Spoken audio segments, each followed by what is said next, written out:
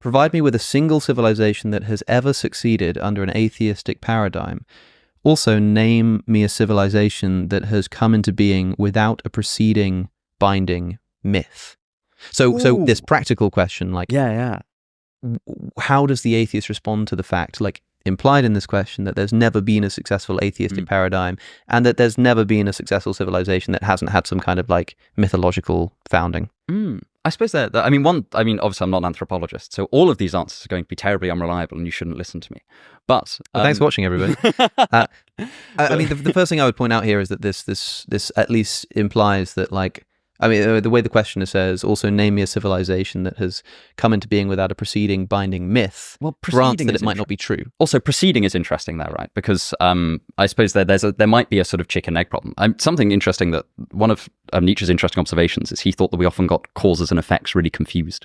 So, like, you know, again, come on to existential issues in a sec, but like he thought that it wasn't that nihilistic people, thought it wasn't that a belief in God it wasn't necessarily that a disbelief in values led to nihilism. It was that people became nihilistic emotionally because of the disorganization of their wills, and then it didn't make sense for them to value things. And he was like, you know, that he had a kind of and he would talk about the active nihilist, who was, you know, simplifying somewhat, but was broadly someone who just thought, well, my will inherently has value. Like, what do you mean my will doesn't have value? I want something. What more can you ask of me?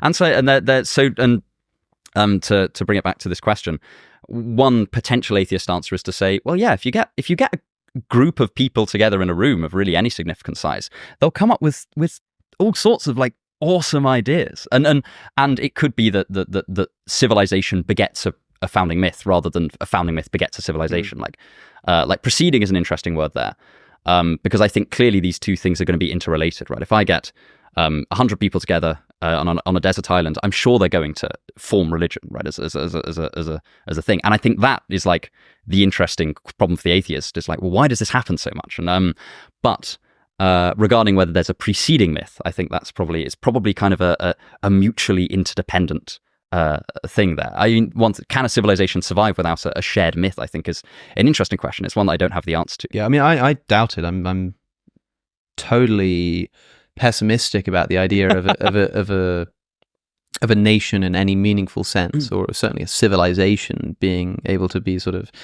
cohesive and survive and thrive without having something that bonds them together more than like the immediacy of their like day-to-day sense experience, right? Yeah. And in fact, I think for a lot of atheists, they hypothesize that this is why religion is invented by the mind, by, you know, the collective psychology of mankind and womankind, because of course, like, we sort of need things to tie us together. That's like the whole reason it's invented. And so whether the questioner says, I keep calling them questioners, but a lot of these are just statements, you know, provide me with a single civilization that has ever succeeded upon under an atheistic paradigm. Like, maybe I can't. I mean, an atheistic paradigm, no. As people often conflate the idea of like secularism in politics with atheism in politics, right? Like, an atheistic government might be like the USSR, which, like, people bring that up as a point against atheism all the time. It was not a secular government. A lot of people describe it as secular, even though it was like proactively persecuting religious people, as if that in any way fits into a definition of secular. But it was certainly atheist. Yeah, I can't think of one, and maybe that is because, I'll just grant, it's because like it doesn't work. Right, let's just say, fine, let's just agree with the implication of the question. No civilization can function under atheism.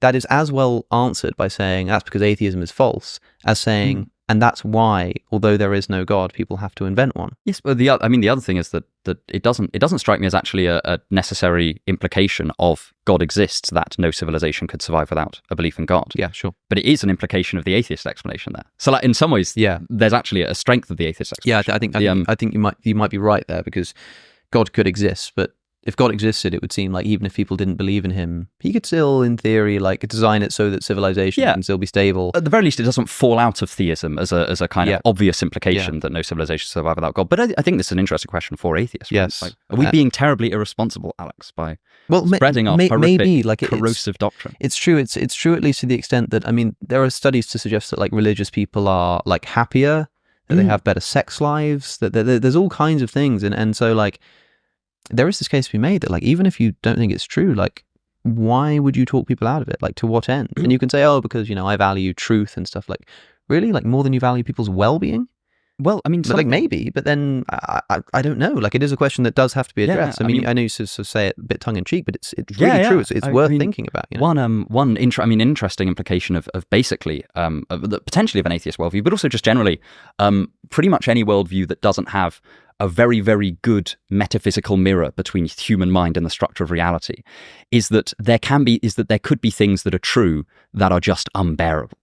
It could be that you discover truths that send you mad. And arguably theism does have a way around that. Like, theism could really neatly sync up truth and utility with the idea of a loving God. It's like, well, truths are useful because the world has been designed benevolently. And that's like, that is an explanatory framework that helps square that circle. I think the very interesting question when you remove that is, well, there could be things that are true that are really not beneficial to believe. But there are also atheistic theories, like there's kind of global pragmatist theories that attempt to tie truth back to utility as a kind of truth is like abstracted away from things that are useful, even if there are individually things that are true that are not useful. So there's some extra work. I don't think it's controversial to suggest that there could be things which are false but are beneficial for a society to believe in. Well, and so again, considering that we're asking here for questions that atheists cannot answer. Like, okay, you know, it's a confronting question. Well, why hasn't atheism ever worked on a civilizational level? Like, I don't know, let's talk about that. But is it a question that atheists can't answer? I don't think so. I mean, think about the fact that, for example, you know, I don't think that civilizations can survive without all other kinds of myths. Like, for example, you know, like belief in the rule of law. Like belief in your constitution, belief in your like nation's ethic, right? It's very difficult for a nation to survive if there isn't like general like agreement on that. Like if we were still living in like a real monarchy, where like the monarchy was really like the absolute monarch with proper power, the kind of monarchy that I would like to see, and not the kind of limp monarchy we have at the moment. Exactly. Then like, okay, like you'd probably need most of the population to sort of believe in the concept of monarchy in order for it to work. Now, I could be sat in that society and be like, well, obviously monarchy is like ridiculous and it's not true that this person is ordained by God. The chrism oil being rubbed on the chest does not transform this person into some sort of like demigod with like, you know, right to read. None of that's true, right? And people would probably say, okay, well, how are those, you know, Republican societies working out? How's France going? You know, go and look over there. That was what people wrote. Around the turn of the 18th exactly, century. right. And so, but it wouldn't. All that would tell us is that what we're dealing with here is something like a noble lie.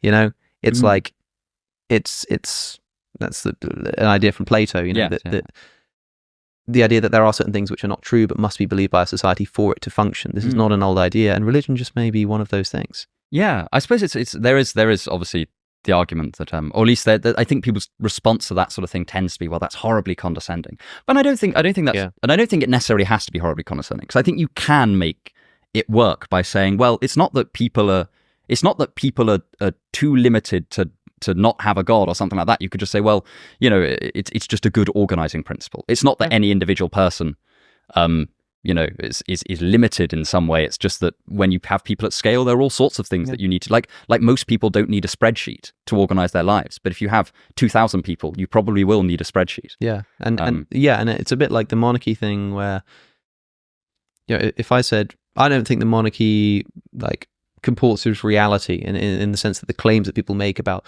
divine right of kings and stuff aren't true. Okay, so then we abolish the monarchy and like society just falls apart. Right. At best, I would have to say, okay, maybe we should have kept it anyway. You know, it wouldn't prove to me that actually it was all true. Yes, exactly. This isn't a question atheists can't answer. It might be a question that atheists shouldn't answer. Yeah, that's another good video idea, actually.